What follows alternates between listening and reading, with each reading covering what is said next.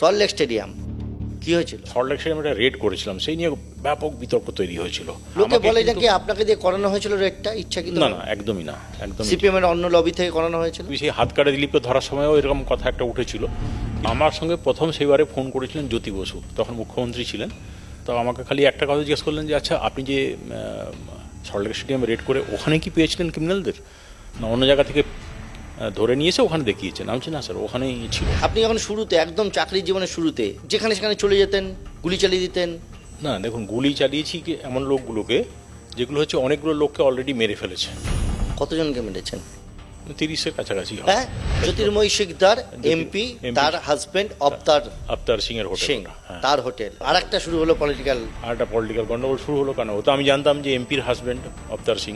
আপনার নিজের ব্যক্তিগতভাবে কি মনে হয়, কোনো ইনস্ট্রাকশন ছিল? ডেফিনেটলি কিছু ছিল, দেয়ার ওয়াজ সামথিং ডেফিনেটলি। হাত কাটা দিলে কি হয়েছে, দৌড়ে বাইরে বেরিয়ে এসেছে, এসে বলছে স্যার আমি সারেন্ডার করছি, গুলি মারবেন না। আমি ও দেখছে নিচে যে লাফাবে লাফাবে করছে আর কি, মানে গ্রিল আমি ওই উপর থেকে নামা থেকে নিচে পড়া পর্যন্ত আমি 6খানা গুলি কমপক্ষে মারবো তোমাকে, আমি মারো লাফ মারো, আমি দেখছি। আমি একদম তাক করে আছি, বন্দুকটা 2 হাতে ধরে পিস্তলটাকে 9mm পিস্তল তাক করে আছি যে মারবো, গুলি করো। আমি সত্যি সত্যি গুলি করবো ওকে। প্রচুর বোমা, শয়ে শয়ে হাজারে হাজারে বোমা গর্ত করে মাটির ভিতরে প্লাস্টিকের বালতিতে করে ভিতরে ঢুকিয়ে উপরে খড় দিয়ে বস্তা দিয়ে মাটি চাপা দিয়ে রেখে দিত। কখনো এই যে বলছেন আমার একটা পিংবনিতে এনকাউন্টার হয়েছিল। মৃত্যুর মুখে পড়েছিলেন? না না, মৃত্যুর মুখে একদম, ওটাতে মারা যেতাম, ওটাতে কিছু করা ছিল না। তরিত তোপদার যিনি এমপি ছিলেন আর কি, উনি খুব আমাকে চমকাতেন মাঝে মাঝে। তো আমি কিছু শুনে নিতাম, হাসতাম। তোমার বদলি কবে হবে? আমি স্যার আপনি তো 2-3বার চেষ্টা করেছেন, আপনি একটু চেষ্টা করুন না, আমারও ব্যাগ করে ভালো লাগছে না।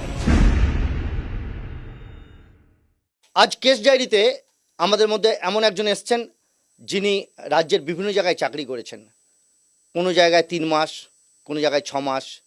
এমন ঘটনা ঘটেছে, অপরাধীকে ধরেছেন, তারপর সঙ্গে সঙ্গে 2 দিনের মধ্যে বদলি হয়ে গিয়েছে। ডাকাবুকো সেই অফিসার হুমায়ুন কবির। যদিও এখন তার অবস্থানটা বদলেছে, অন্য কিছু করছেন, সে সম্পর্কে বিস্তারিত কথা বলবো। এই বিতর্ক নাকি আপনার সঙ্গী, বহু বিতর্কের মধ্যে দিয়ে গিয়েছেন।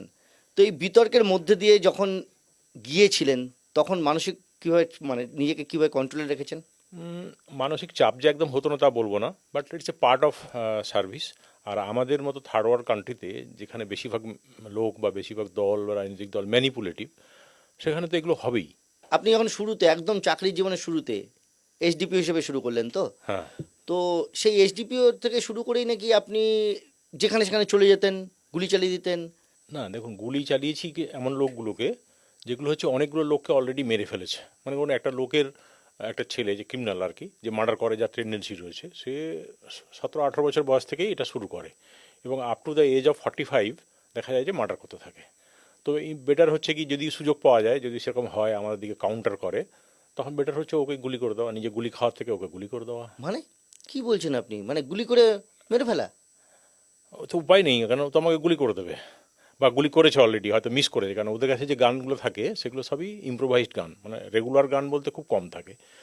ভালো গান যে থাকে না তা নয়, কিন্তু তাকে সুযোগ না দিয়ে দূরপাল্লার গান থেকে উড়িয়ে দেওয়া, এটাই হচ্ছে আসল কথা।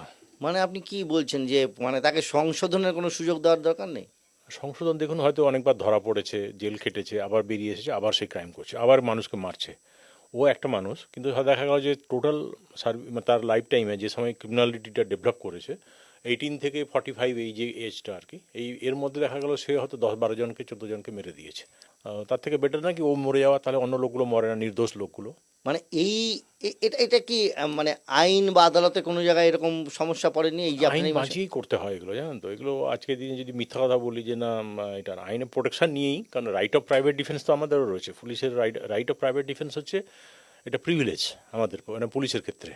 তো সেই রাইট অফ প্রাইভেট ডিফেন্সটা সব আমাদের জায়গায় দেশে তো বিভিন্ন জায়গায় বলা হচ্ছে ট্রিগার হ্যাপি পুলিশ, নাকি সেই রকম না নাকি না এটা না, অন্যরকম? ট্রিগার হ্যাপি টাইপি নয়। আমি কোনোদিনই আর্মস ইউজ করতাম না, কখনোই না। আপনার সঙ্গে আর্মস রাখতেন না? কোনোদিনই রাখিনি। কেন? যখনই কোনো কেসে মানে এনকাউন্টারে যাবো বা মনে হচ্ছে যেখানে এনকাউন্টার হতে পারে, তখনই একমাত্র আর্মস নিতাম। কারণ একটা আর্মস প্রায় 1200-1300 গ্রাম ভারী। আমি সবসময় 9mm পিস্তল ইউজ করতাম, যদি লোডেড অবস্থা হয়। একটা যদি আর এর সঙ্গে যদি এক্সট্রা একটা কিরকম এম ছিল আপনার? কিরকম এম ছিল? এম সাংঘাতিক।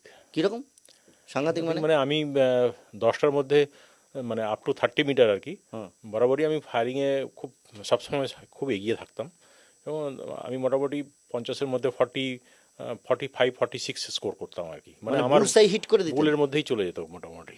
আচ্ছা, এই ধরা পড়া পিস্তল, এটা একটা বলা হয় যে পুলিশ নাকি ধরা পড়া পিস্তল ব্যবহার করে এই এনকাউন্টারের সময়, যাতে নিজের নাম না দায় না না আসে। এটা ঠিক নয়। শিওর? না এটা ঠিক নয়। যে পিস্তল হয়তো অনেক সময় পিস্তল থাকে না, মেরে দিল কাউকে, বলো রাইট অফ প্রাইভেট ডিফেন্স নেবে যে আমাকে গুলি করতে গেছিলো, আমি তাই সেই জন্য ওকে গুলি করলাম, তখন ওকে একটা পিস্তল ইমপ্লান্ট করা হয়। হ্যাঁ, তাকে একটা পিস্তল দিয়ে দাও, পিস্তল বা রিভলভার, হ্যান্ডমেড রিভলভার, তাকে সে তো পুলিশের রিভলভার তো কেউ দেবে না, তাকে একটা রিভলভার হয়তো দেখিয়ে দিল। মানে এটা এটা কি আমার গল্প ক্ষেত্রে বলছেন? ঘটেনি। মানে ধরুন নিজেকে বাঁচাতে গেলাম, আমি কোনো ক্রিমিনালের মুখোমুখি হয়েছি, সেই ক্রিমিনাল আমাকে মেরে দিতে পারে এই আশঙ্কায় আমি গুলি চালিয়ে দিলাম, ঠিক। তারপর?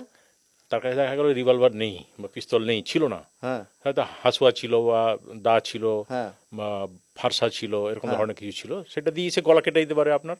ও, কিন্তু ওটাতে চান্স তো কম, কারণ একটা খুব ক্লোজলি না আসলে তো ওটা অ্যাপ্লাই করতে পারবে না, তখন একটা আর্মস নিয়ে দিয়ে দেওয়া হয় ওর কাছে আর কি, সঙ্গে যে আচ্ছা, এই আর্মসটা ওর কাছে ছিল, ও গুলি চালাতো আর কি। ভয়ঙ্কর কথা বলছেন। দেখুন ক্রিমিনাল তো গ্রেডেড, বিভিন্ন ধরনের ক্রিমিনাল আছে, এগুলো খুব গ্রেডেড ক্রিমিনাল, যারা এরকম গুলি ফুলি চালায় বা এ করে। বেশিরভাগ সময় আমি তো যতগুলো মেরেছি সবসময়ই তাদের কাছে আর্মস পেয়েছি। কতজনকে মেরেছেন? হবে অনেকগুলো, 4টে দিয়ে পুরুলিয়া শুরু হয়েছিল, 30-এর কাছাকাছি। কোনো হয় না, খারাপ লাগে না? খারাপ এই জন্য লাগেনি কি, এরা তো অনেক লোককে মারতো। সল্টলেক স্টেডিয়াম আপনার জীবনের একটা বড় জায়গা, কি হয়েছিল? সল্টলেক স্টেডিয়ামে একটা রেড করেছিলাম, সেই নিয়ে ব্যাপক বিতর্ক তৈরি হয়েছিল। রেডটা এই জন্য বিতর্ক হয়েছিল যে ওখানে একটা স্পোর্টস মিনিস্টার, তখনকার দেন স্পোর্টস মিনিস্টার সুভাষ চক্রবর্তী মহাশয়, তিনি মারা গেছেন। তার যে অফিস চেম্বার ছিল তার পাশের যে ডরমেন্টারি ছিল, সেখানে রেডটা করেছিলাম আর কি। ওখানে তখন থাকার জায়গা ছিল? থাকা ডরমেটারি ছিল, আজও হয়তো আছে, আমি জানি না, এখন আর যাই না সল্টলেক স্টেডিয়াম। কিভাবে কি রেড করেছিলেন সেই বিস্তারিত? তখন আমি হাওড়াতে, হ্যাঁ, আপনি তখন কোথায় ছিলেন পোস্টে? হাওড়াতে টাউনের পোস্টিং ছিলাম, মানে হাওড়া থেকে এসে আপনি সল্টলেক স্টেডিয়ামে হ্যাঁ, রেড করছেন? কিন্তু শুরু হয়েছিল হাওড়াতে, একটা কাঁচের ফার্নিচারের দোকান ছিল, তো সেই লোকটা সবেই মাত্র বিজনেসটা স্টার্ট করেছে, লোন ফোন নিয়ে বিজনেস স্টার্ট করেছে। তাকে বলে 50,000 টাকা দিতে হবে, নাহলে তোমার মেয়ে তো ওখানে বোধহয় ডন বস্কো স্কুল আছে একটা, ওখানে পড়ে, ওখান থেকে তুলে নেব একটা বাচ্চা মেয়েকে, মানে সেই মেয়েটা ক্লাস 4-এ পড়ে। আচ্ছা, তো ও এসে কান্নাকাটি করলো, আমি বললাম আপনি যান নিশ্চিন্ত হয়ে। আমি বললাম, কোন নাম্বার থেকে ফোন এসছে দেখুন, দিন তো আমাকে। তখন ও আমাকে ফোন নাম্বারটা দিল। তখন আমি দেখলাম যে এই যে মোবাইল ফোন থেকে ফোনটা আসছে, সেই ফোনটা বিভিন্ন জায়গা থেকে আসছে, কখনো খড়গপুর থেকে আসছে, কখনো ডায়মন্ড হারবার থেকে আসছে, লোকেশানগুলো বলছি। কিন্তু ফোনে যে নিয়েছে তার নাম হচ্ছে আলো বিশ্বাস, নামটা আজও আমার মনে আছে। আলো বিশ্বাসের ঘর কোথায় খুঁজবো, প্রচণ্ড বৃষ্টি সেদিন, 19শে জুন ছিল। 19শে জুন আমি, প্রচণ্ড বৃষ্টি হচ্ছে, আমি বেরিয়ে এলাম। ব্যাটরার আইসি ছিল সমীরণ রায়, খুব ভালো লোক। সমীরণকে খুব মনে পড়ে, খুব ভালো ছবি আঁকতো, রবীন্দ্রনাথের পোর্ট্রেটগুলো করতো। ওকে নিয়ে এবং দলবল নিয়ে আমি রেড করতে গেলাম। আমি বলে এসেছিলাম হাওড়াতে, তখন আমি অ্যাডিশনাল এসপিকে জানিয়ে এসেছিলাম।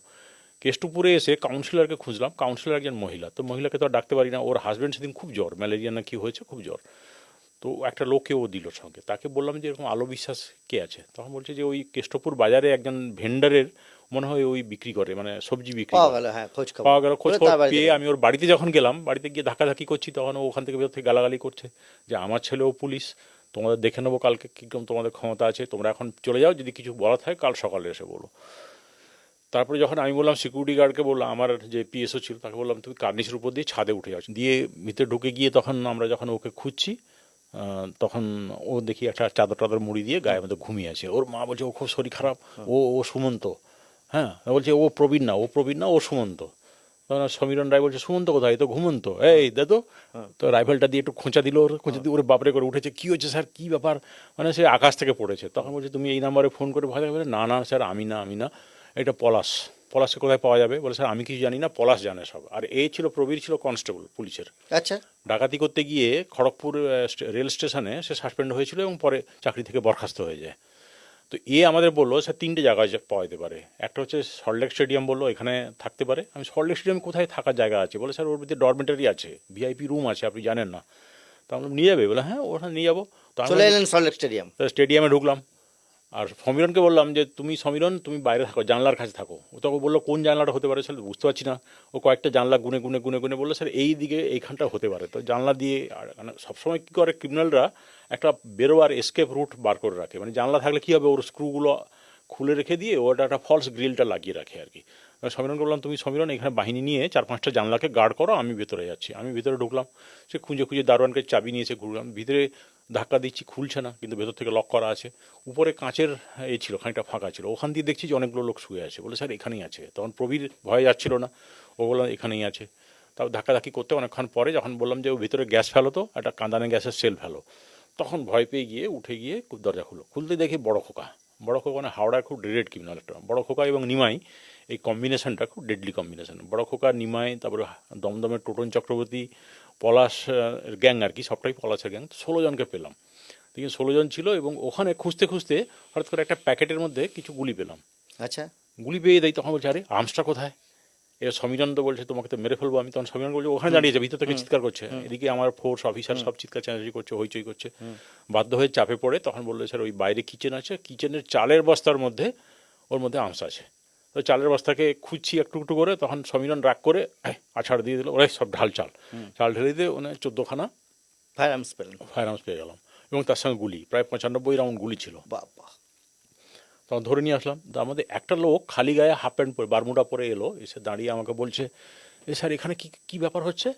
তখন ডাকাত ফাকাত আছে, ওদিকে ধরতে এসেছি। বলে বাবা, সল্টলেক স্টেডিয়ামেও ডাকাত? ও বললো, বলে টলে দিয়ে চলে গেল। ও চলে গেল। তো আমরা কিছু বললাম না, দিয়ে ধরে নিয়ে যখন একজনকে খুব চাপ দেওয়া হলো যে পলাশ কোথায়, তখন পলাশ তো স্যার ভিআইপি শ্যুটে আছে।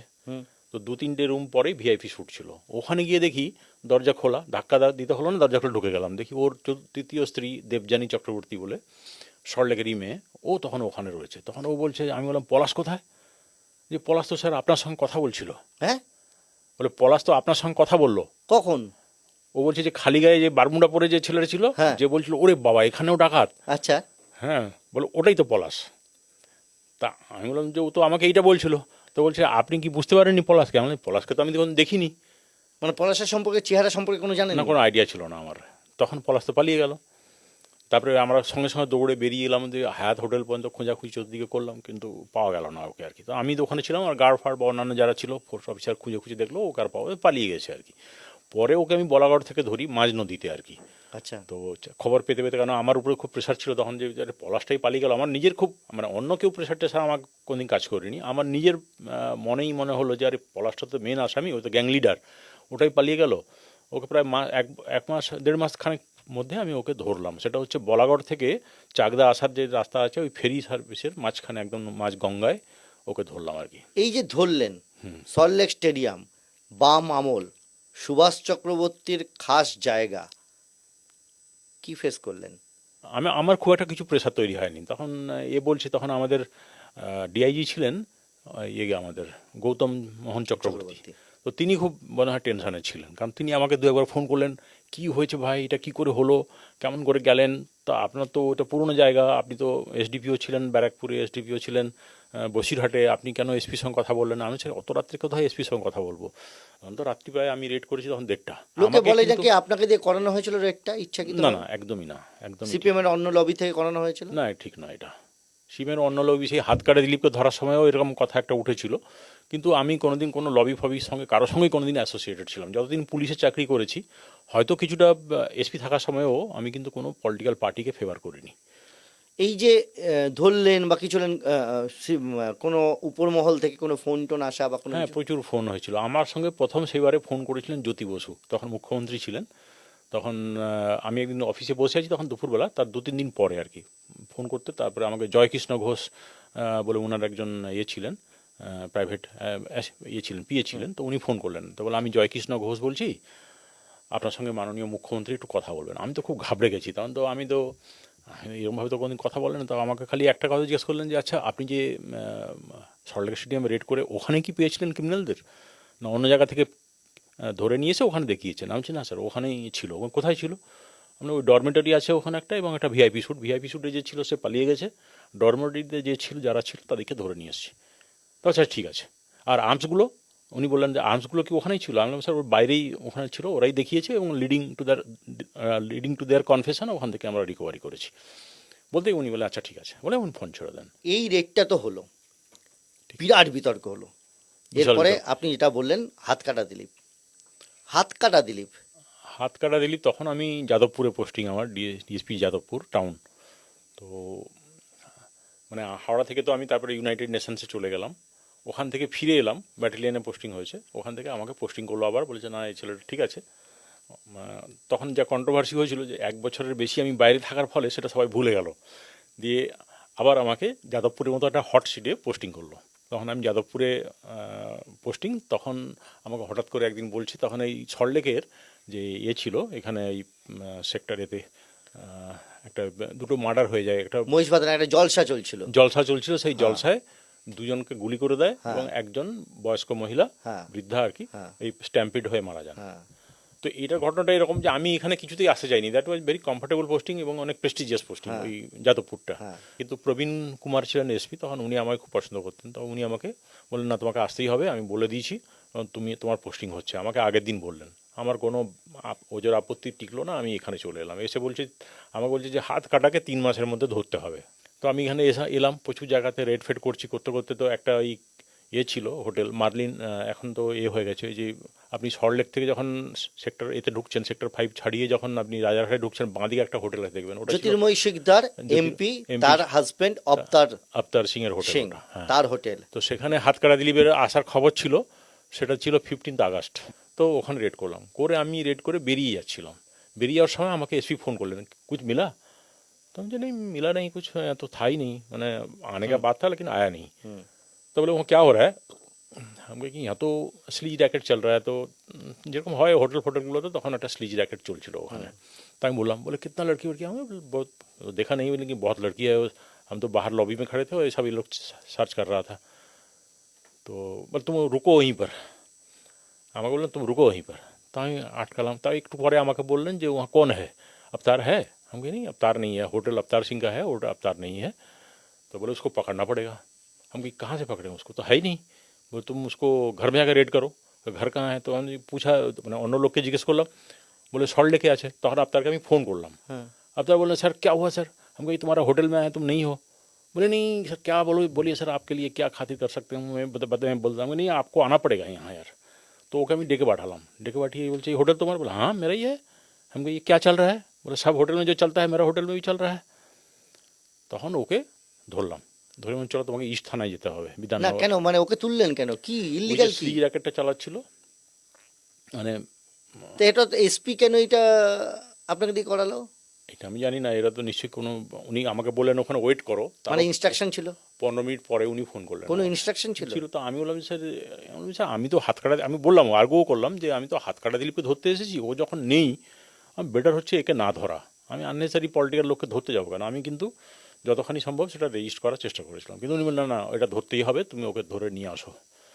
ঠিক আছে, উনি চাপ দিতে আর একটা শুরু হলো পলিটিক্যাল, আর একটা পলিটিক্যাল গন্ডগোল শুরু হলো। কেন, ও তো আমি জানতাম যে এমপির হাজব্যান্ড অবতার সিং। তারপরে আমাকে ইনস্ট্রাকশন এলো যে ওকে আটকে দিতে হবে, ওকে পাঠাতে হবে, কেস করে এফআইআর করে চালাতে হবে। আমি ওসিকে বললাম কমপ্লেন দাও, সোমোটো কমপ্লেন দিয়ে তারপর দিন ওকে চালান করে দিলাম। সে তো 28 দিন জেলে ছিল। আর সেই সময় আরেকটা বিতর্ক শুরু হয়ে গেল, বিশাল বিতর্ক এটাও, যে একটা রুলিং পার্টির এমপি এবং তার হাজব্যান্ডকে তার হোটেলে রেড করে, তাকে পায়নি কিন্তু তাকে ডেকে এনে ভুল বুঝিয়ে ডাকে, মানে কি আমি তাকে ডেকেছিলাম যে কি চলছে এটা অ্যাডমিট করাবার জন্য বা ওকে সিজ ফিজ করার জন্য, কিছু টাকা মোবাইল ফোন এগুলো সিজ করতে হবে। তো আপনার নিজের ব্যক্তিগতভাবে কি মনে হয় কোনো ইনস্ট্রাকশন ছিল? না, সেটা তো এসপি, আপনি তো এসপি আপনাকে দিয়েছে, কিন্তু আপনি কি মনে করেন পলিটিক্যাল ইনস্ট্রাকশন ছিল? ডেফিনেটলি কিছু ছিল, দেয়ার ওয়াজ সামথিং ডেফিনেটলি। এরপর চলে আসি হাতকাটা দিলীপ।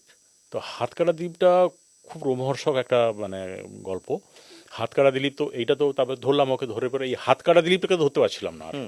তখন বিভিন্ন জায়গায় চাকদা ফাকদা বিভিন্ন জায়গায় রেড করছি, মানে সারাদিন আমার অফিসে আমি 1.5 ঘন্টা 2 ঘন্টা অফিস করতাম বরাবরই, তাই আমার বিভিন্ন জায়গায় রেড ফেড করে হাতকাটা দিলীপকে আর কিছুতেই ধরা যাচ্ছিল না। তখন লাস্টে তখন দেখলাম যে আমরা ইলেকট্রনিক সার্ভিলেন্স চালু করলাম ওর এগেনস্টে। ওর ওয়াইফ ছিল, তো ছিলেন মধ্যে এখনও নিশ্চয়ই আছে। তো আমি একদিন ওর বাড়িতে রেড করলাম, বাড়িতে রেড করতে ও শিখার গুটকা খেত মহিলা। তো ও কী করলো, আমি যেই দরজা দুপুরবেলা একদম দুপুরবেলা যেই দরজা ভেঙে ঢুকেছি, দুপুরে একটু পরে গড়িয়েছে বিকেলের দিকে, যেই দরজার ঠেলে ধাক্কা মেরে ঢুকেছি, ওই ভিতরে ছিটকিনি ফিটকিনি ছিল খুলে গেছে। ও তখন সেই কেশার ঘুটকার আর কি কিসার শিখার ঘুটকা ছাক করে থুতু ফেললো আমার গায়ের মধ্যে, মুখের মধ্যে থুতু দিল আর কি। থুতুতে আমার চোখ টোকে পড়ে গেল, চোখ পড়তে আমি তখন এই গ্লাস পরতাম না, তখন খুব চোখ জ্বালা করছিল আমার মনে আছে। সঙ্গে সঙ্গে ওখানে একটা 2 লিটারের বোতলের জল ছিল, নিয়ে আমি চোখে দিলাম, দিয়ে ও আমাকে আবার থুতু দিয়ে যাচ্ছে। তখন ওকে আমি ওই বোতলটা দিয়ে আমার মনে আছে কয়েকটা হিট করলাম, করতে করতে আমার সঙ্গে যারা ছেলেরা ছিল ঢুকে গেল, সবাই ঢুকে গিয়ে ওকে রেস্টেন্ট করলো, ওকে আটকে দিল। ওর বাড়ি থেকেও প্রচুর টাকা পেয়েছিলাম। তখন খুব রাগ চেপে গেল, বলছে যে হাত কাটা দিলীপ কোথায় গেছে আমি জানবো বলে। সে খুব ঝড়াঝাঁটি করা, মানে সে প্রচণ্ড। আর ও মেয়েটি ক্যারাটে ফ্যারাটে জানতো। ও প্রথমে দু একবার হাত চালিয়েছে আমার গার্ডের উপরে, গার্ড বা ওই পুলিশ টুলিশ ছিল, সীতারাম ছিল, ওর উপরে হাত চালিয়েছে। তো খুব জেদ চেপে গেল যে ধরবই ওকে। তো একদিন প্ল্যান করলাম যে এক কাজ করো, তো তার মধ্যে আমি ওই ধরার জন্য চেষ্টা করছি। সার্ভেলেন্সটা তার মধ্যে একটা ফোন আমি পেলাম। তো আমাকে বলছে যে আমি শাহজাদা বলছি, স্যার চিনতে পারছেন? তো আমি বললাম, শাহজাদাকে? বলে স্যার ওই যে আপনি আমাকে ধরেছিলেন ইয়েতে টিটাগড় থেকে। তো বলে স্যার আমি হাত কাটাকে দেখেছি, সেটা হচ্ছে তারাপীঠে। আমি তারাপীঠে তুমি কী করতে গেছিলে? তুমি কি পুজো দিতে গেছিলে? না স্যার আমি পুজো দিতে যাইনি, ওখানে একটা হোমিওপ্যাথি ডাক্তার আছে, তাকে দেখাতে গেছিলাম। তো সেই দিন দেখলাম যে আমার আগে ও বেরিয়ে যাচ্ছে হাত কাটা দিলীপ। তখন ও আমাকে বললো যে স্যার একটা জিনিস আমি হেল্প করতে পারি। ও একটা মোটর সাইকেলে চেপে চলে গেল। আর তুমি কী করলে? বলে আমি স্যার টিকিটের মধ্যে ওর মোটর সাইকেলের নাম্বারটা লিখে রেখেছি। তো দাও, তাহলে এতক্ষণ গল্প করছো কেন? তো মোটর সাইকেলের নাম্বারটা দিতে আমি দেখলাম যে ওটা আছে বিশ্বনাথ দোলই হরিপাল। আচ্ছা, তখন সুভাষিস বণিক বলে আমাদের সঙ্গে ছিল, তাকে আমি পাঠালাম চাকদাতে। তুমি চাকদা থেকে গিয়ে ওর স্ত্রীকে ফোন করো যে চাকদা রেল স্টেশনে একজন একটা ডেড বডি পাওয়া গেছে, অনেকটা দিলীপের মধ্যে দেখতে, মানে তুমি দিলীপের যে অ্যাসোসিয়েট সেই হিসাবে তুমি ফোনটা করবে, মানে তোমার গলার টোন সেভাবে এরকম হবে এবং তুমি সেইভাবে বলবে। একটা সন্দেহ যেন ওর মধ্যে জাগে যে দিলীপকে পুলিশ মেরে দিয়েছে। তো ও চাকদা চলে গেল ট্রেনে করে, ওখান থেকে নেমে পিসিও পেয়েছে, ওখান থেকে ফোন করেছে ওর ওয়াইফকে।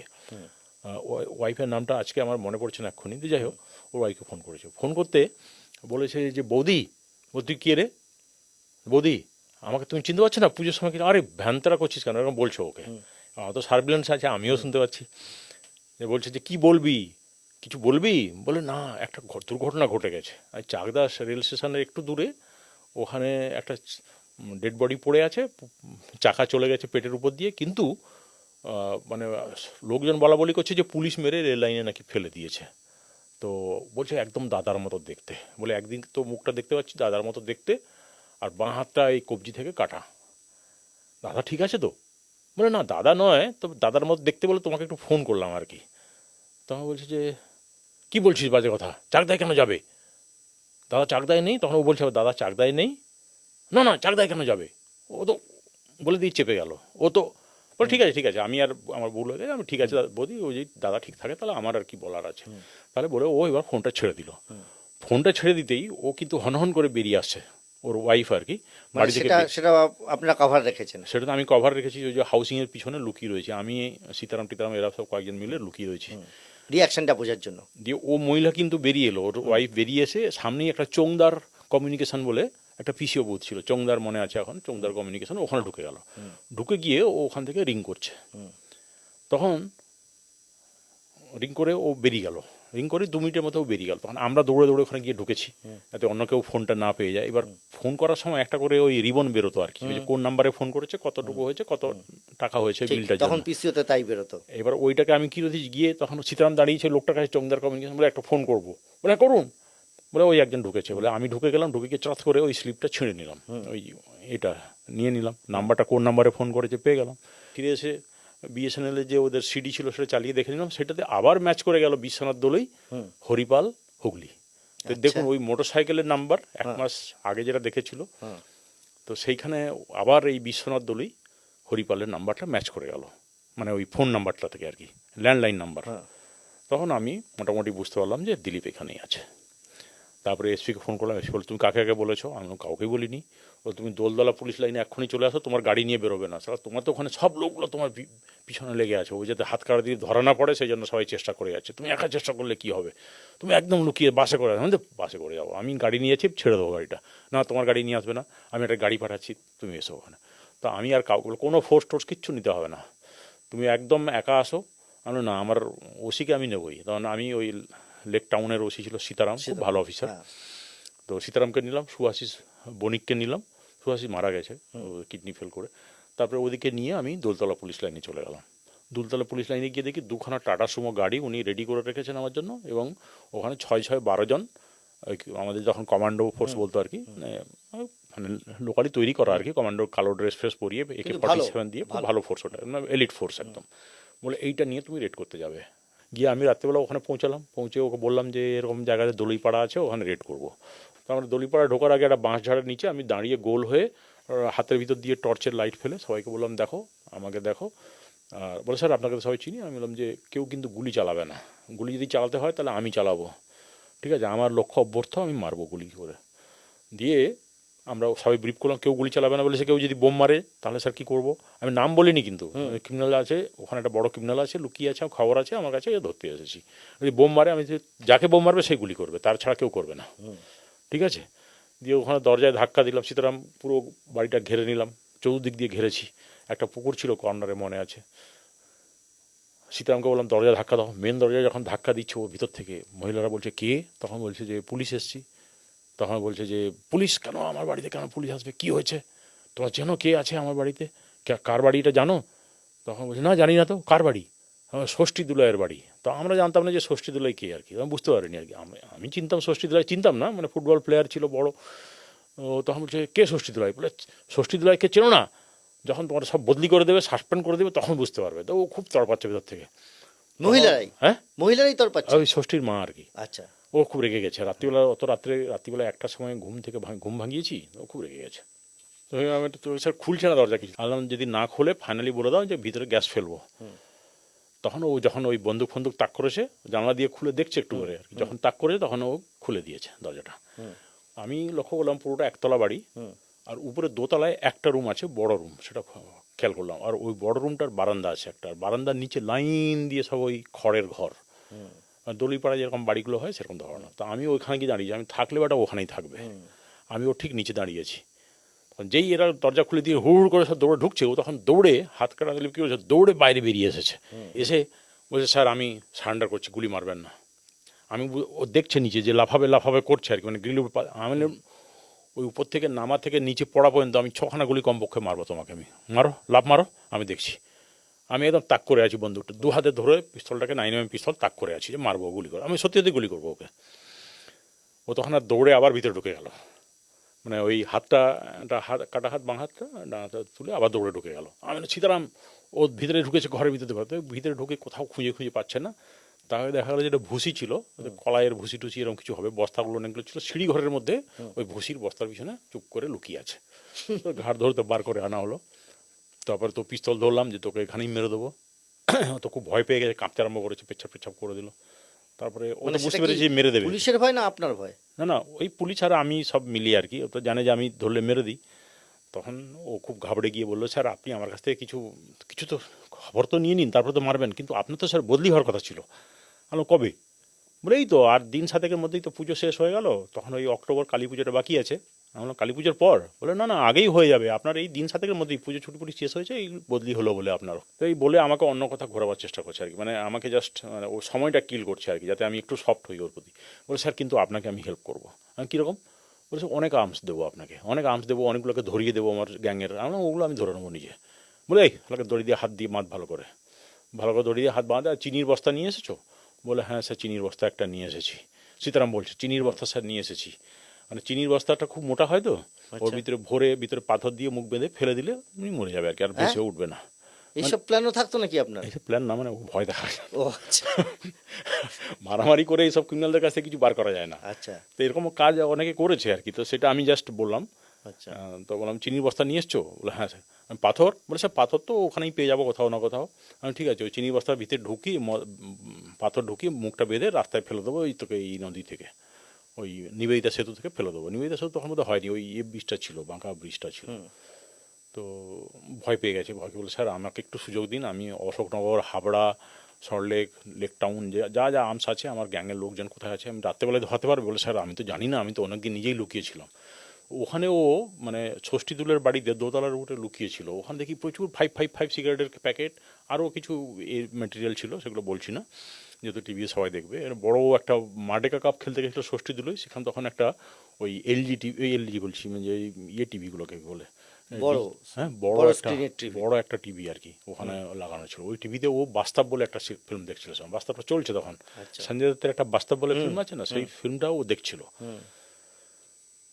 তখন ওকে তো ওখান থেকে ধরে নিয়ে আসলাম। ওই ফিল্মের লাস্ট সিনটা খুব মারাত্মক ছিল। পুলিশ গিয়ে সঞ্জয় দত্তকে মারবে, ও তখন ভয়ে কাঁদছিল। তার আগে পর্যন্ত বিরাট সাহসী, সবাই ওর পক্ষে। আর আর যেনকে পুলিশ ওকে মারতে যাচ্ছে সেনকে বুঝতে পারছে যে এবার আমাকে মারবে। আমার ঠিক বাস্তবটা মনে নেই, তবে বাস্তব ফিল্মটা দেখছিল সেটা মনে আছে। তো তখন ওর মা, তো ষষ্ঠীর মা কিন্তু প্রথম থেকে শেষ পর্যন্ত রেজিস্ট করে গেছে, বলে ও তো বিনোদ ভাই, ওর বাড়ি তো বড় বাজারে, আমি এখানে কেন আছে বিনোদ ভাই, আপনার বাড়িতে কেন আছে?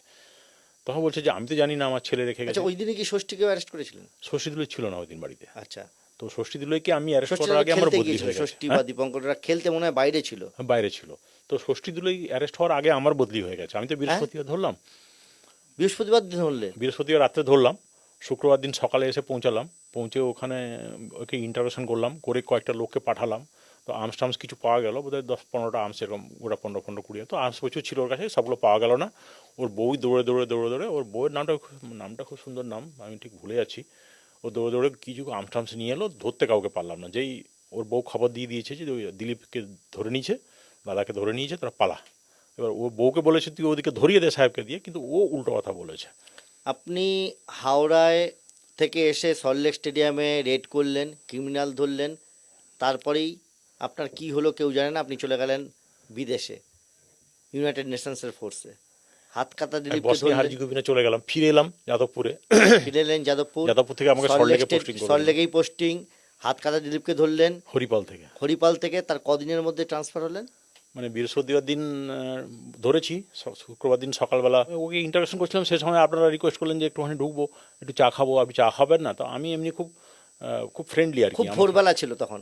হ্যাঁ, আমি অনেক তখন ভোরবেলা। সবাই মিলে আপনারা ঢুকে গেলেন, দুজন, আমি আর আরেকজন আইটি দুজন হাউসে। ঢুকে গেলেন। আমি তখন বললাম যে ঠিক আছে চাটা খান, চা খাওয়ালাম আপনাদের। তো আপনারা একটু ইন্টারভিউশনটা শুনুন, আমি এই সময় ইন্টারভিউশন করে আমি ঘুমোতে যাবো এবার আর কি, সারা রাত তো জেগেছি। তারপরে তো শুক্রবার দিন ছিল ওটা, শনিবার দিন রোববার দিন আমাদের পুলিশ ডাইরেক্টরেট বন্ধ থাকে, তখন রাইটার্সে এটা ছিল।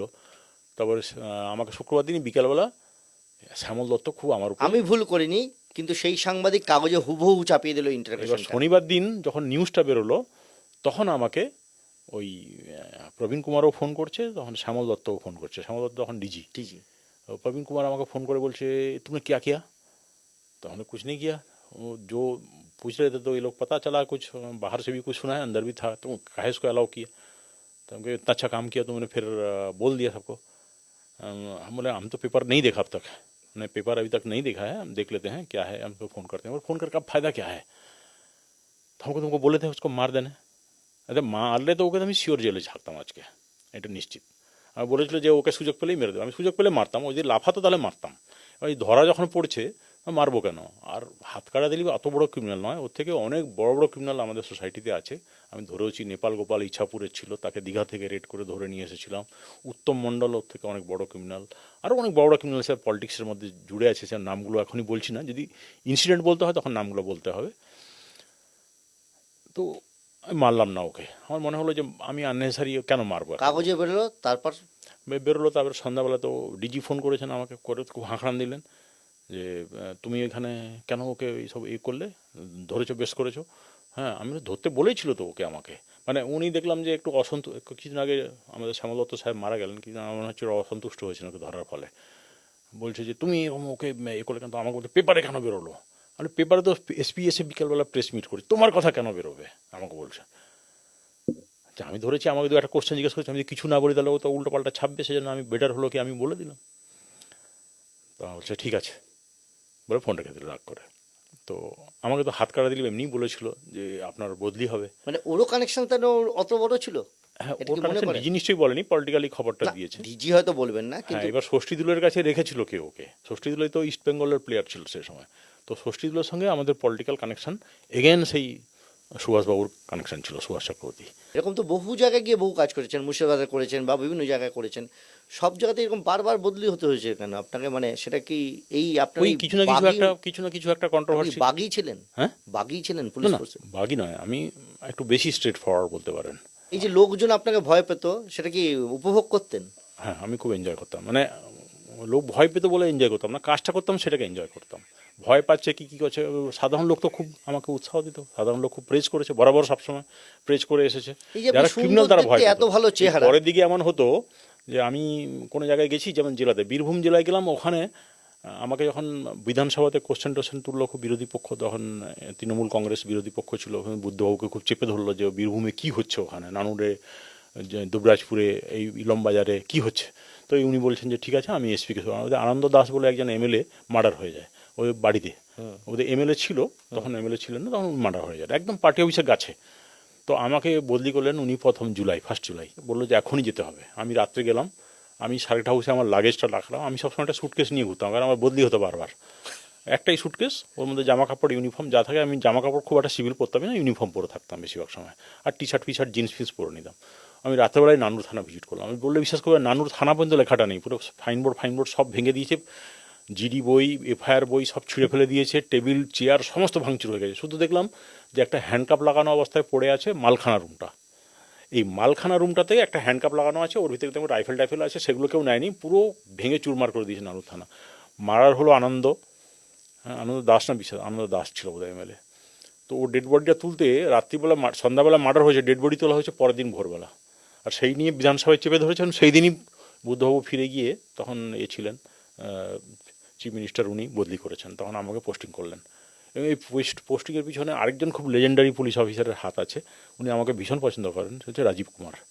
মানে আমি এরকম ডেডিকেটেড, সিনসিয়ার এবং অনেস্ট অফিসার আমি দেখিনি রাজীব কুমারের মতো।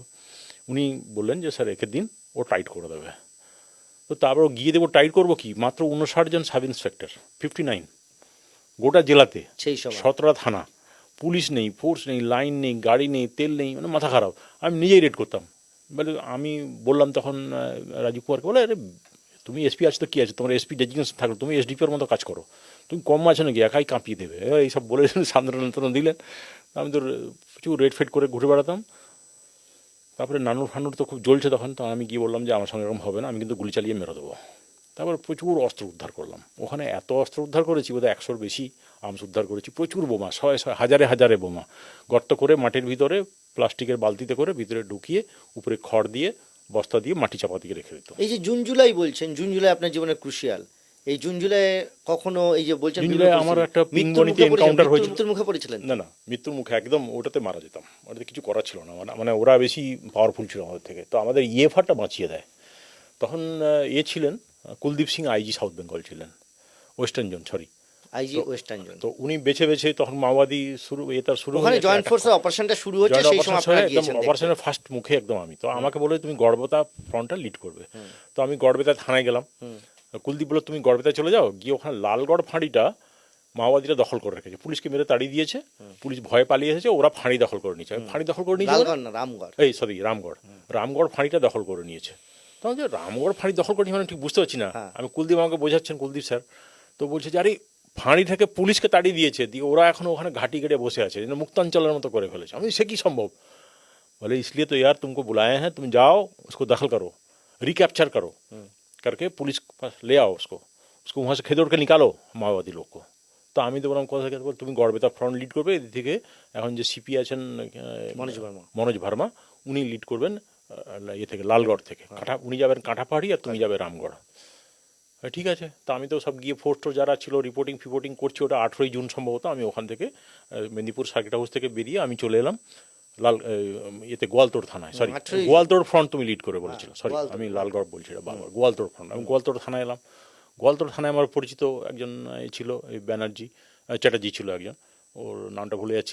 এগুলো বাদে একদম শুরু করেন, তারপরে আপনি ফোর্স নিয়ে মুভ করছেন, তখন আমি তো গোয়ালতোড় থেকে পায়ে হেঁটে এগোচ্ছেন। না, আমাকে রাজকানুজিয়া সাহেব ফোন করলেন, বলে তুমি वहाँ पहुंचे हो क्या गड़बेता में? हमने कहा हाँ गड़बेता में पहुंचे हुए हैं, क्या कर रहे हो? गड़बेता बार भूल हो, गोवालतोड़ थाना में पहुंचे होंगे, यहाँ पहुंचे हैं, तो कर क्या रहे हो? हमको कुछ नहीं, जितना फोर्स आ रहा है सबको रिपोर्टिंग कर रहे हैं, तो उसका लिस्ट बना रहे हैं, कल कैसे प्लानिंग करेंगे, वो थोड़ा सा उसको देखेंगे क्या कैसे प्लानिंग होता है, उसको कल करके प्लानिंग करके कल रामगढ़ फाँड़ी हम आपको दखल करने जाएंगे। बोले यार रामगढ़ फाँड़ी कैसे दखल करोगे, वो बहुत दूर है यहाँ से, 8-9 किलोमीटर दूर है, तुम पहले जाकर थोड़ा सा जाकर देख के तो आओ क्या सिचुएशन है, ग्राउंड रियलिटी क्या है, देखो ग्राउंड रियलिटी देखो, फिर पता चलेगा। তো আমি রাস্তাতে হাঁটতে আরম্ভ করলাম, প্রথমে কিছু তারফার বেরোলো, আপনি দেখলেন, ওর মধ্যে মাইন ফাইন পোতার জন্য তার পেতে রেখেছিল, মাইন পুঁতেছিল কিনা জানি না, সে তারফারগুলো তো কাটা হলো আপনার সামনে দিয়ে। আমি পিচ রাস্তা ছেড়ে দিলাম, কারণ আমি পুরো বাহিনীকে বললাম তোমরা ওইদিকে চলে যাও, ওইদিকে আমাদের শ্যাম সিং ছিল আর আমাদের ছিল উৎপল নস্কর ছিল, দুজনকে ওইদিকে পাঠালাম। আমি বাঁ দিকের রাস্তা দিয়ে আমি লিড করছিলাম টিমটাকে, আমি এদিক দিয়ে বাঁ দিক দিয়ে যাচ্ছি। এবার বাঁ দিক দিয়ে যাচ্ছি, ডান দিকে ইএফআর আছে, ওই আছে, এদিকে আমার কাছে একটা স্পেশাল ফোর্স আছে, এটা এসআইবির ফোর্স ইয়েতে ছিল, দুর্গাপুরের ওই ফোর্সটা ছিল। তো লিড করছি করতে করতে করতে করতে যাচ্ছিলাম, আপনারা সব রিপোর্টাররা হই হই করতে করতে পিচ রাস্তা দিয়ে, আমি বারবার মানা করছিলাম ওইটা দিয়ে যাবেন না, কারণ ওইখানে গর্ত আছে, রাস্তা ভাঙা আছে, যে কোনো জায়গা থেকে মাইন ব্লাস্ট হতে পারে। তো মাইন ব্লাস্ট হলো পিংবনি থেকে জাস্ট মোড়টা পেরিয়ে ডান দিকে, যেটা বাঁকুড়ার দিকে গেছে, আর একটা রামগড় ফাঁড়ির দিকে সোজা গেছে। ওই রাস্তাতে খেজুর গাছের উপরে মাথার মধ্যে একটা মাইন পাতা ছিল। এবার আমরা যেই প্রসিড করছি দেখে ওখান থেকে ওরা মাইনটাকে ডাইরেকশনাল মাইন ছিল, চার্জ করলো এবং বিশাল সেই বাট পড়ার মতো আওয়াজ হলো। হতেই কয়েকজন রিপোর্টার ছিটকে বিটকে পড়লো, ইঞ্জুরি, মাইনর কিছু ইঞ্জুরি হলো, দূরে ছিল। তারপর সঙ্গে সঙ্গে ঝড়ের মতো গুলি চালালো। আপনি দেখলেন যে আমাদের 4 জন লোক ইনজোর্ড হলো, আমিও মারা যেতে পারতাম। তখন লালগড়ের মাটি যেহেতু আমায় বাঁচিয়ে, এই গোয়ালতোড়ের মাটি বাঁচিয়ে দিল, ওখানে একটু আনডিউলেটেড ল্যান্ড আছে, তো আমরা ওর মধ্যে শুয়ে পড়লাম। আমি তাহলে মাথা তুলেই একজন উঠলো, তার পায়ের ভিতরে গুলি লেগে গেলো, আরেকজন উঠলো, হাতের কাঁধের মধ্যে মুভ করতে গিয়েছিল, আপনাদের 4 জন মুভ করতে গিয়েছে, তখন ওরা ইনজোর, 4 জন আমাদের পুলিশ ইনজোর হলো। আমি ভাগ্যক্রমে বেঁচে গেলাম। কানের উপর দিয়ে গুলি আছে সাঁই সাঁই করে, পিছনে একটা অশ্বত্থ গাছ ছিল, মনে আছে, একটা ইটের পাঁজা রাখা ছিল, অনেকগুলো ইট ছিল, ওই ইটের পাঁজার পিছনে আপনারা সাইড করলেন। পরে আমরা ঘুরে এসে ওখান থেকে করলাম। তখন ইএফআর ওদিকে ছিল, ইএফআর খুব সাহসী ফোর্স। আমাকে बोलो যে सर हुक्म दिया जाए, हम वो उधर कनाल है, कनाल में जाकर बैठा हुआ है ये लोग, हम लोग गोली करेंगे। हम कहे जाओ, लेकिन कैजुअलिटी नहीं होना चाहिए, पुलिस का कैजुअलिटी नहीं होना चाहिए, तो हम लीड करेंगे। बोले नहीं सर आप यहीं पर रहिए, हम अपना एक टोली लेके जाते हैं। तो জনআষ্টেক ফোর্সকে বেছে নিয়ে সাহসী নেপালি ছেলেগুলো, খুব সাহসী, ওদিকে নিয়ে চলে গেল। ও গেল কীভাবে, রোল করতে করতে, রাইফেলটাকে পায়ের সোজা রেখে দিয়ে, লুড়াক না বলে আমাদের টেকনিকটাকে, ওই লুড়াকতে চলে গেল খালের মধ্যে, দূর দিয়ে গেছে, অনেক দূর দিয়ে গিয়ে ওখান থেকে ওরা ফায়ারিং করলো। ফায়ারিং করতে ওখানে একটা লোকের নামে 3টে লোক ডেড বডি পড়েছিল। একটা হচ্ছে গোবিন্দ, আমার মনে আছে, বাকি 2জনকে ওরা তুলে নিতে পারেন, 3 জনকে, বাকি ইনজুর্ড কয়েকজন যে হয়েছিল তাদেরকে নিয়ে ওরা পালিয়ে গেল। তো এই ঘটনাটা খুব গণ্ডগোলে হলো, কারণ আমাকে যখন চৌদি থেকে ঘিরে ফেলেছে তখন 2 ঘন্টা আমি এবার মোবাইল ফোনে বারবার করে ফোন করছি, কুলদীপ সিংকে ফোন করছি, রাজকানজিকে ফোন করছি, আবার কুলদীপ সিংকে, রাজকানজি, যে রিএনফোর্সমেন্ট পাঠান। আপনার ফোর্স তো তখন সেনকে মানে একদম ঘেরাটোপের মধ্যে পড়ে গিয়েছিল, একদম পুরো ঘিরে নিয়েছিল চৌদি থেকে, মাওবাদীরা একদম পুরো ঘিরে ফেলেছিল। ওখানে পিছনেও ছিল, সামনের দিকে তো খালে ছিলই, ওরা তখন উঠে আসছে, মানে ওভার পাওয়ার করে। এটা কি আপনাদের ভুল ছিল, বোকামি ছিল? বোকামি বলতে দেখুন, আমরা এই তো রিস্ক নিতেই হবে, কারণ ওরা যে খালের মধ্যে বসে আছে। এখন তো রিস্ক নেওয়ার কথা বলছেন, কিছু আসলে ট্রেনটা না জেনে আপনাদের মুভমেন্ট করা ঠিক ছিল? আমরা তো ট্রেনটা জানতেই যাচ্ছিলাম, জায়গাটা জানবো বলে বিকেলে গিয়ে জেনে আসি, তখন হয়তো 3টে বাজে, এরকম 3টে সাড়ে 3টে বাজে, ঠিক। তখন আমরা জায়গাটা জেনে আসি, দেখে নিই, দেখে নেওয়ার পর তারপরে আমরা ফিরে এসে পরের দিন আমি প্ল্যানিংটা করব। তো আমরা ওই ম্যাপ ট্যাপগুলো নিয়েই বসেছিলাম, কোন কোন রাস্তা আছে, কোথায় কোথায় জঙ্গল পড়বে, কোথায় ঘরবাড়ি পড়বে, এই সমস্ত নিয়েই বসেছিলাম। মৃত্যুর মুখ থেকে ফিরে এসেছেন, এরপরে বলুন, এরপরে আরেকটা জায়গা, তো রামগড় ফাঁড়ি তো গিয়ে দখল করে নিলাম। সিপি হলেন, সেসব ছবি টবি আছে আমার কাছে, রামগড় ফাঁড়িটারি দখল করলেন, সব ঠিক আছে। মুর্শিদাবাদে প্রচুর অ্যাকশন করেছে, ওখানে মার্ডার সিন্ডিকেট ছিল, আপনি জানেন। সবই জানি। সিপি হলেন চন্দননগরের, চন্দননগর কমিশনারে সিপি হলেন, দুর্ধর্ষ কাজ করলেন, হঠাৎ করে চাকরি ছেড়ে দিয়ে রাজনীতিতে কেন? ভিআরএস নিয়েছেন, বাকিরা তো রিটায়ারমেন্টের পর গিয়েছে, আপনি তো ভিআরএস নিয়ে এসেছেন, রিস্ক না। এবং 2021 তখন যে সময় আর একটু বড় স্ফিয়ারে কাজ করব, একটু সুযোগ পাবো, সেটা একটা কথা। আর রিটায়ারমেন্ট তো এগিয়ে আসছিল, তারপরে আমাকে বলল পার্টি থেকেই, 1-2জন আমাদের বন্ধুই বলল আর কি, যে চলো কি আছে এর মধ্যে, আমি ছেড়ে দিলাম। তখন একটা বেশ ভালো মাইনে পাচ্ছিলাম।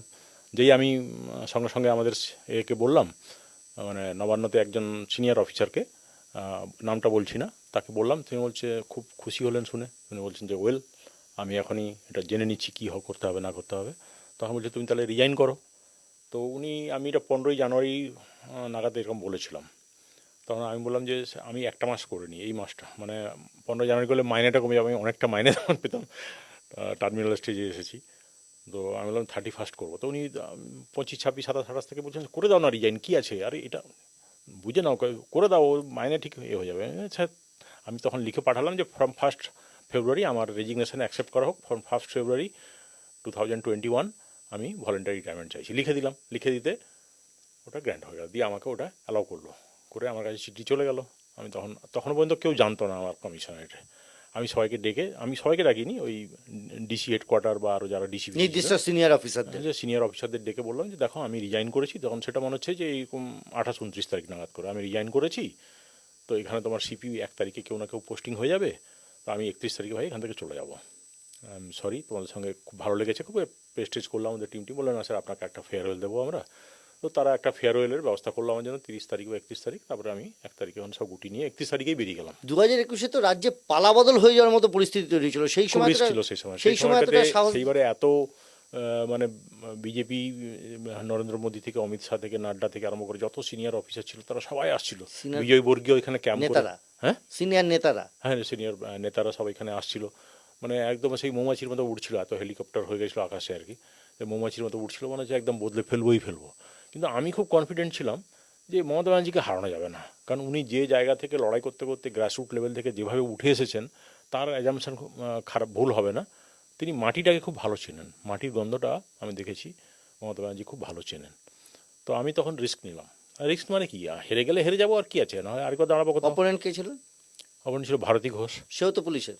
হ্যাঁ, সেও তখন ও তার আগে আমার আগেই অনেকটা আগে চাকরি ছেড়ে দিয়েছে। ওর সঙ্গে সরকারে কী হয়েছিল আমি জানি না, ওকে বোধহয় ব্যাটালিয়ানে বদলি করেছিল, ও সেই রাগারাগি করে চাকরি ছেড়ে কেমন দিয়েছে। ছিল ভারতী ঘোষ? ভারতী ঘোষ সম্বন্ধে মানে যত কম বলা যায় অত ভালো। মানে কেন? মানে এত কি বলবো, করাপ্ট লেডি আর কি আমি কোনোদিন দেখিনি। বাস, এর বেশি কিছু বলবো না আর। মানে ঠিক আছে। পুলিশের চাকরিতে কোন লাইফটা বেশি এনজয় করছেন, পুলিশের লাইফ নাই এখনকার বিধায়কের না, লাইফ? ডেফিনেটলি পুলিশের লাইফটা। কিন্তু আমি জিতে গিয়ে তারপরে সরকারের মন্ত্রী ছিলাম 1 বছর, সেই সময়টা আমি খুব এনজয় করছিলাম যে আমি এই করবো এটা করবো, নানান রকম প্ল্যানিং ছিল। আনফর্চুনেটলি আমার মন্ত্রিত্বটা চলে যায়, আই ওয়াজ রিমুভড। তারপরে আমি এখন যেটা আছি এই লাইফটা আমার খারাপ লাগছে।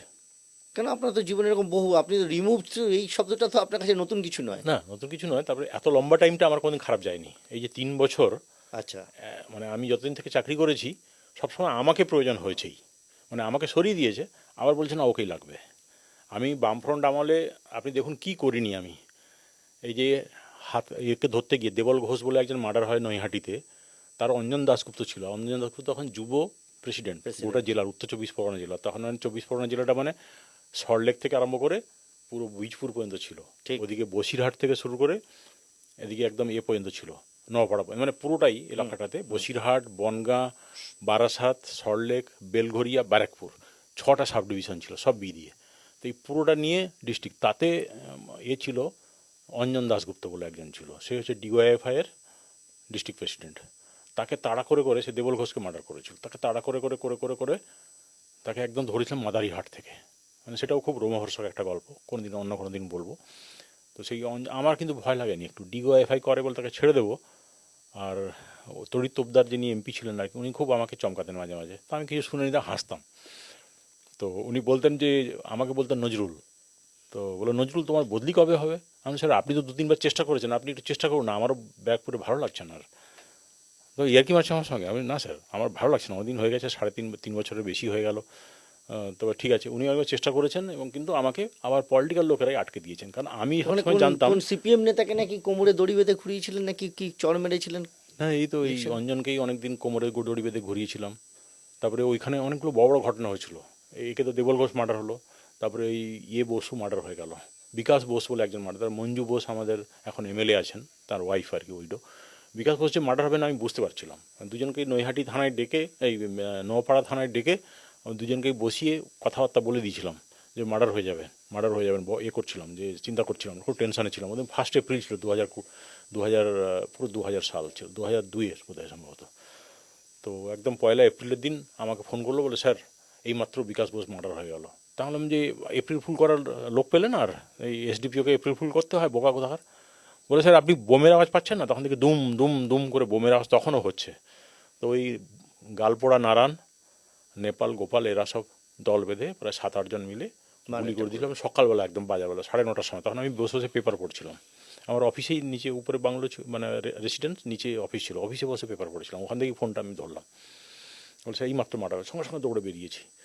তো সেটাও এই গোপালকে ধরাটা আরও খুব রোমহর্ষক। গোপাল খুব বড় ক্রিমিনাল, পরে কোনো একদিন শুনবো। হ্যাঁ, গোপাল খুব বড় ক্রিমিনাল। কিন্তু গোপাল উত্তম মণ্ডল ছিল এই কুদঘাটে, যেটা রিজেন্ট পার্ক থানার মধ্যে পড়ে, এখন জানি না ওখানে অনেকগুলো থানা হয়ে গেছে, সেটাও খুব বড় ক্রিমিনাল। অর্জুন সিংকে এই যে বিকাশ বোসের মার্ডার কেসে আমি ধরেছিলাম, কারণ অর্জুন কিসের আমি এটা পেয়ে গেছিলাম পুরো নেটটা। এমপি যে হয়েছিল তখন তৃণমূলের ছিল, এমএলএ ছিল, তখন আমি ধরে নিয়ে আসলাম, এসপি তো কুলদীপ সিং তো সাংঘাতিক ইয়ে হয়ে গেছে, ভয় পেয়ে গেছে, বলছে যে আমি ফোর্স পাঠাতে আবার ধরবে। দূর, অর্জুন সিংকে ধরতে আবার ফোর্স লাগে নাকি? আমি একা গেলাম, ওসিকে বলিনি সরিয়ে দেবে বলে, ভয় পেয়ে। তারপরে আমি সোজা গেলাম, ও একটা ওই মেঘনা মোড়ে ওখানে একটা ওদের মজদুর ভবন ছিল। তো আমি বললাম, এই অর্জুন নেমে আসো। বলে क्या बात है सर? हम कहे कि मेरे साथ गाड़ी में बैठो। बोले क्या बात है सर, कुछ बताएंगे मुझे? हम कहे तुमको अरेस्ट कर रहे हैं। बोले क्या बोल रहे हैं सर, मुझे कौन केस में अरेस्ट करेंगे? विकास वो उसका मर्डर केस में। बोले मैं कहाँ से आया इन्वॉल्व हो गया? हम कहे चलो बताते हैं फिर, कुछ आदमी को पकड़ के रखे हैं, मेहमान है तुम्हारा, तुम्हारे बताएगा क्या क्या कैसे कैसे मर्डर किया। बोले অর্জুন সিংকে আমি নিজে গিয়ে একটা গাড়িতে, জিপসি গাড়িতে 4 জন পিছনে ফোর্স ছিল, আর অর্জুন সিংকে বসিয়ে নিয়ে আমি সোজা নোয়াপাড়া থানায় চলে এলাম। পরে ওকে ওখান থেকে রিমুভ করে অন্য থানায় নিয়ে চলে গেলাম। কিন্তু প্রথমে অর্জুন সিংকে ধরে নিলাম ওর মজদুর ভবনের মেঘনা মোড় থেকে। কোনো লোকের কোনো হেল্প লাগেনি, একটা কথাও বলেনি, কারণ তখন আমি প্রচণ্ড প্রেশার তৈরি করেছি অলরেডি। কারণ 2000 সাল ছিল, কারণ আমি 97-এর 31 97-এ জয়েন করি, 31 ডিসেম্বর 97 জয়েন করেছিলাম। 98, 99, 2000 3 বছর যে কাজ করলাম, প্রচণ্ড প্রেশার তৈরি করেছিলাম। সব মানুষ আমাকে বিশ্বাস করতো যে এই লোকটা আর যাই হোক কোনো ম্যানিপুলেশন করবে না, যেগুলো লোক কোনো অন্যায় করেনি তাকে ধরবে না, কোনো লোকটার অনেস্টি নিয়ে কোনো সন্দেহ নেই, কোথাও কোনো জায়গাতে নেই, এবং ফেয়ার কাজ করবে, এবং সমস্ত লোকের সাপোর্ট আমার পক্ষে ছিল, যে জন্য ওকে আমি ধরেছি, একটা লোকও প্রতিবাদ করেনি। পুলিশ জীবনে বারবার রিমুভাল হয়েছেন, কোনো পাত্তাই দেননি, তোয়াক্কাই করেননি। তার গায়ে রাজনৈতিক ছাপ লাগানোর চেষ্টা হয়েছে, তিনি গুরুত্ব দেননি। শেষ জীবনে তিনি চাকরি ছেড়ে দিয়ে নিজেই রাজনীতিতে নামলেন। এখন তার মনে হচ্ছে রিমুভালটা একটু সমস্যার। জানি না ভবিষ্যতে কী হবে। কেস ডায়েরিতে নজর রাখবেন।